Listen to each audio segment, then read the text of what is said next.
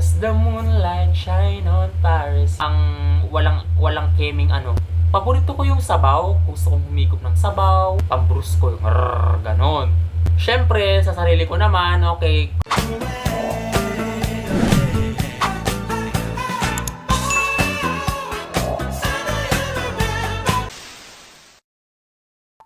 Hi guys! So, ito yung first vlog ko dito sa account na to. Vlog ba? Basta first video ko dito sa account na to. Kasi, nagbi-video-video na rin ako nung nakaraan, yung mga past na ano. Nagbi-video-video na rin ako dun. Pero dun sa mga ibang account ko, yung mga naunang account ko, kaso nga lang, yung mga account na yun, yung matagal ko nang dinilit. So, dito sa video na to, ito yung first video ko dito sa account na to. At, ayun, ang gagawin ko ngayon is, meron ditong karton, as you can see. Sa loob nito, merong mga papel. Ayan, mga random na papel. Tapos doon sa loob na papel na yon is may mga random question na sasagutin ko na base sa aking sarili. Okay? So, dito sa game na to, activity, ganun. Basta dito sa game na to is pwedeng mag-pass, pwedeng magsabi ng secret, or pwedeng hindi mo talaga sagutin pag masyado talagang personal yung mga question. Oh my God, what is that? Okay. So, ilan sa mga question na to hindi ko talaga pinag-isipan. Kumbaga, sinulat ko lang muna siya tapos hindi ko talaga pinag-isipan. Meron naman dito nakita ko tapos alam ko na agad yung sagot kasi nga sarili ko nga, 'di ba? So, yun. Magsimula na nga tayo. Ayan. So, ngayon, magsimula na tayo ng ating game. So, ayan, nasa loob ng karton yung mga papel and then ipiliin ko, bubunot ako. Tapos, ayun, kung ano yung mabunot ko na question, yun yung sasagutin ko. Okay? So, let's start.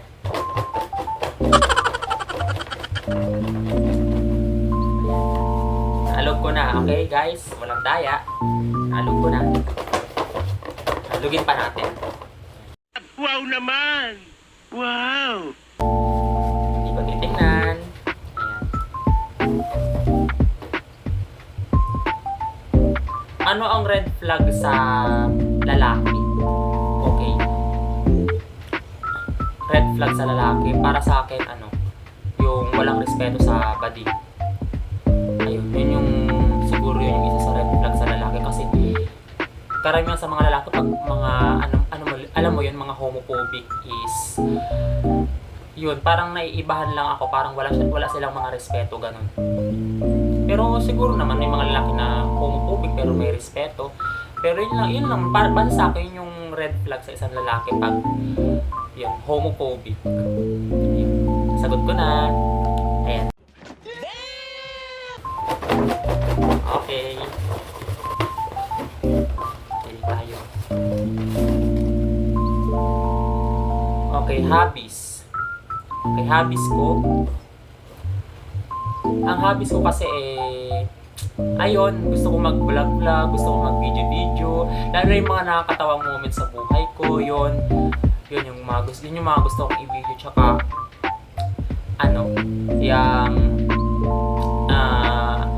watching movies. Mahilig ako sa manood ng mga movie, lalo na yung mga new movie. Gusto ko silang i-explore, gusto kong mapanood sila, ganun. Tapos, ano pa ba? Biking. Yun, kasi mahilig talaga ako mag-bike. So, pag naboboard ako, gusto kong maglibot-libot, ganun, lalo na pag sunset. Ang saya maglibot na nakabike. Ganun. Yun yung hobbies ko. Ano pa ba? Dami ko kasing hobbies Nung bata ako kasi gusto kong mag-drawing, ganun. Yun, magaling ako mag-drawing dati. Wow naman! Wow! Tinuruan ako ng papa ko. Tapos, ano pa ba? Kumanta. Pag halimbawa, trip kong kumanta, ganun. Kumanta kasi ngayon, pwede na sa cellphone kumanta, meron ka lang speaker tsaka mic. Pwede mo i-connect yung cellphone mo sa tapos mamimili ka sa YouTube ng kata mo with karaoke, ganun. Yun yung mga hobbies ko. And then, mag-inom. What? Yun, joke lang po. Bad yun sa mga bata, sa mga minor de edad dyan, huwag yung gabayahin. Okay?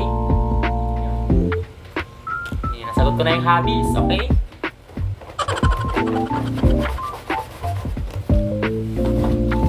Okay? Kung magiging babae ka, Ano ang criteria mo sa isang lalaki? This how pressing. Kung magiging babae ako, ang criteria ko sa isang lalaki, mabango? Siyempre mabango. Paliwala kung ang gwapo mo, kung you know, mabaho or something na iba yung amoy. Parang may naamoy ako hindi maganda. Tapos, siyempre, mabait.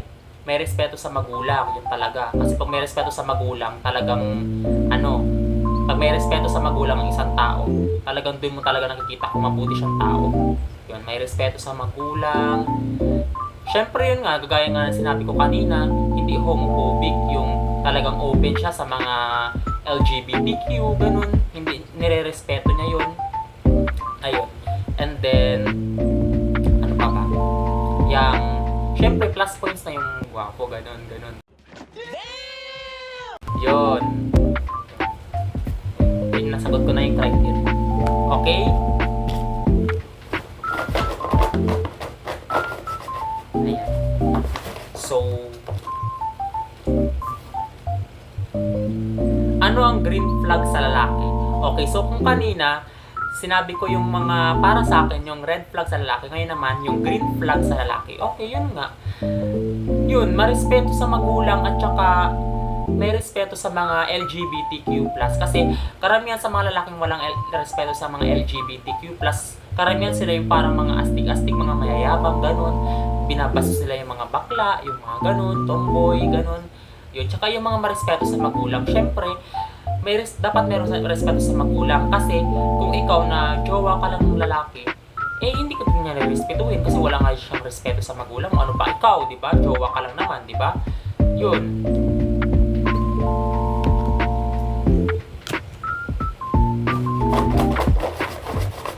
Okay, nakailan na tayong question? Naka-4 na. Okay. Favorite movie? Favorite movie ko na natatandaan ko is yung Chocolate Factory ni Willy Wonka. Basta Willy Wonka and the Choco. Bisaya. Willy Wonka and the Chocolate Factory. Yun yata yung pamagano, hindi ko tanda, I'm not sure. Pero yun yung natatandaan ko na isa siya sa pinaka-favorite na movie ko. Yung, hindi ko alam kung siya yung part 1 o part 2. Pero feeling ko siya yung part 2, yung parang ang buhok din ni Willy Wonka ay straight na by ganon. Tapos, yung bata doon, nakapulot siya ng ticket sa, nasa snow, snow na bansa eh. Tapos, nakapulot siya ng ticket sa nakapulot siya ng ticket. Tapos, may mga kasama siyang mga matatanda. I think, mga lolo at lola niya yun. Yun, tapos pumunta sila dun sa factory. Yun.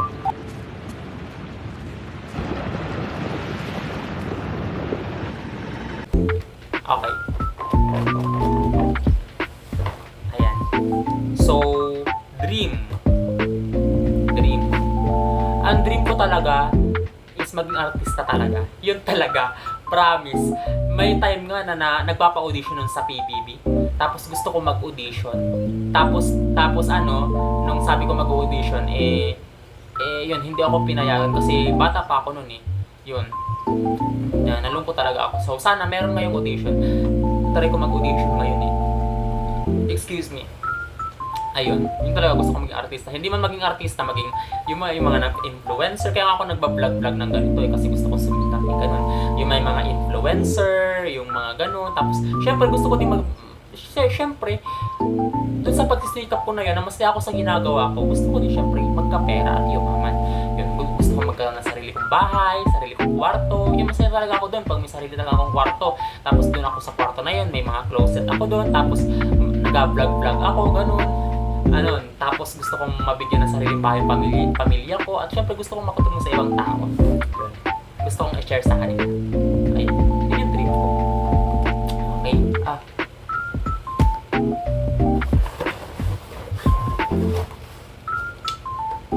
Okay. Nabunot ko ay, ano ang green flag sa isang babae? Para sa akin, ang green flag ko sa isang babae ay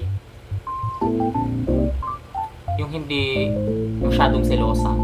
Yun, ganun. Kasi feeling ko karamihan sa mga babae masyado talagang selosa. Yun.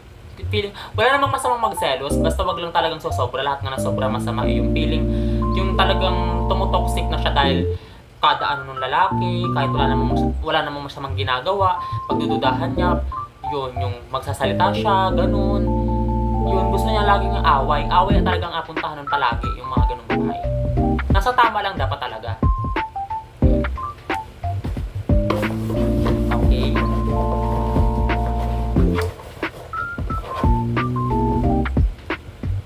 What is your favorite country? Okay, ang favorite country ko talaga is Paris. Yun talaga. Gusto kong makapunta dun sa London Bridge. Yun. Ayan, ituloy natin. So, ang favorite country ko na sinabi ko kanina is Paris. Kasi dun sa Paris, parang, di ba parang love country ba siya? Hindi ko sure kung ano yung tinawag sa kanya dati. Pero gusto kong makapunta dun sa London Bridge, gusto kong makita yung Eiffel Tower, yung mga ganun. Siguro ang ganda sa Paris, yun, tapos gusto ko yung kanta na yung Just the moonlight shine on Paris. Wow naman! Wow! Yun yung gusto kong favorite ko na bansang puntahan. Pero marami akong favorite na bansang puntahan. Yun lang yung isa sa mga pinaka-favorite kong bansa na gusto kong puntahan. Okay, pipili ulit tayo. Marami pang question.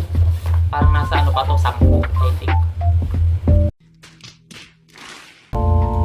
What is your favorite dish? Favorite kong ulam? Bulalo. Bulalo talaga. Yun talaga. Walang keming Bulalo talaga ang isa. Yun talaga ang pinaka-favorite kong ulam. Bulalo. Kasi, paborito ko yung sabaw. Gusto kong humigop ng sabaw. Nasaan ang sabaw? Ayun. Tapos, ang sarap ng baka pag yung malambot talaga siya. Ayun na. Talagang gaganahan ako kumain. Tsaka yung may mais. Yung ganon. Mayroong petchay. May pechay ba yun? Hindi, may repolyo. Repolyo yata yung lahok nun eh. Yun, limot ko. Kasi ang tagal ko lang hindi nakakain ng bulalo eh. Puro ang kinakain ko adobo, yun, nilaga. Gusto ko naman ay bulalo. Try ko. Wow naman! Wow! Pag ako'y nakakain ng bulalo, try kong ibulag. Yan, ipapakita ko ulit tayo. Mukbang. Ganon. Diba? Pili ulit tayo. Ito tinitingnan. Okay, where do you live? Secret. Wala yan, guys. Pass dyan sa question na yan. Secret muna sa ngayon. Okay. Favorite letter. Gusto ko na kasama pa talaga to. Favorite letter talaga. Napaka-basic ng tanong. Favorite letter ko is R. Wala lang. Parang yung R lang ay kasi astig siya na letter para sa akin. Pang lalaki, ganun. Pang Bruce ko. Ganun.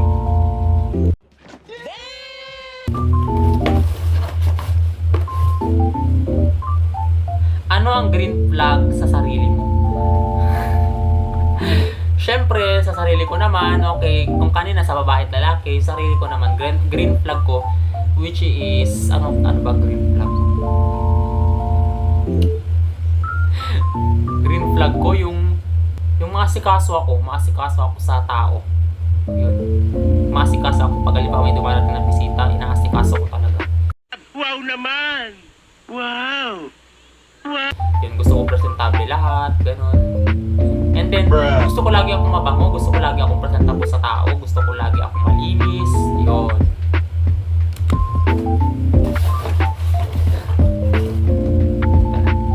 What is your celebrity crush?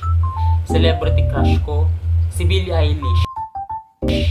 Yun, celebrity crush ko. Idol ko talaga siya. Ang ganda-ganda niya kasi. Tapos ang ganda ng mga kanta niya.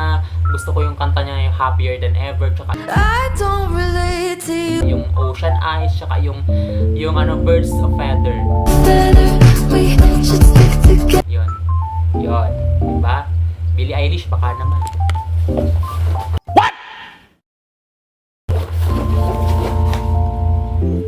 Birthday. Secret muna. Ayoko sabihin.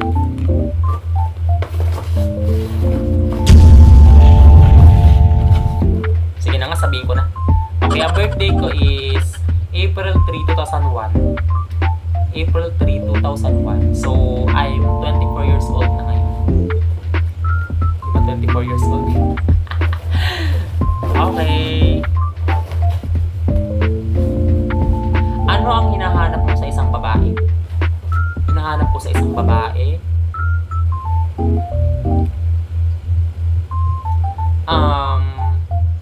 Yun, yung hindi siya selosa, tapos marespeto siya sa magulang niya, tapos napaka-understanding niya kasi may mga points sa buhay ko na na medyo hindi din ako perfect na tao. So kailangan magkakaintindihan kami at kailangan compatible kami. Compatible, nag-a-align yung aming thoughts, aming emotions, nag-a-align sa isa't isa. Kailangan mutual din yung aming nararamdaman. Okay? So, ano na lang. Kaya kung nakikita. Okay. Ano ang red flag mo? Siyempre, lahat ng tao may red flag. Huwag kayong lahat. Okay, ano ba ang red flag ko? Ang red flag ko siguro yung mabilis akong ma-turn off. Hindi ko lang alam sure. Mabilis akong ma-turn off pag halimbawa. Hindi naman ako salaitero pero pag halimbawa yung crush ko yung babae tapos napansin ko na ay naku, walang hygiene ito. Pass na pass. Parang may naamoy ako hindi maganda. Ayun, yun siguro madidepelo ko ba yung sarili ko? Mali ba yun?